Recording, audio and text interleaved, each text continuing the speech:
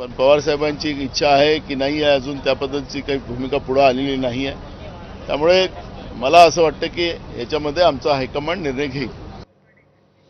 दरम्यान राज्यसभेसाठी महाविकास आघाडी म्हणून आम्ही एकत्र आहोत।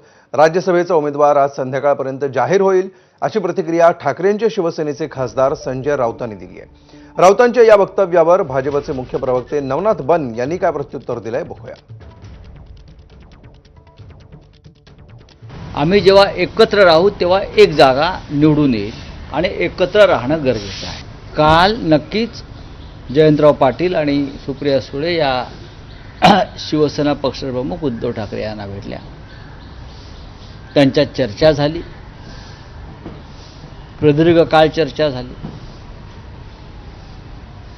आणि आज संध्याकाळपर्यंत निर्णय जाहीर होईल। कोणताही एक पक्ष या संदर्भात निर्णय जाहीर करू शकत नाही, कारण आघाडी आहे। आदित्य ठाकरे यांचा शरद पवार साहेब यांच्या उमेदवारीला विरोध दिसतोय आणि दुसऱ्या बाजूला संजय राऊत सातत्यानं शरद पवार साहेबांनाच राज्यसभेची खासदारकी मिळाली पाहिजे यासाठी सातत्यानं प्रयत्न करतायत।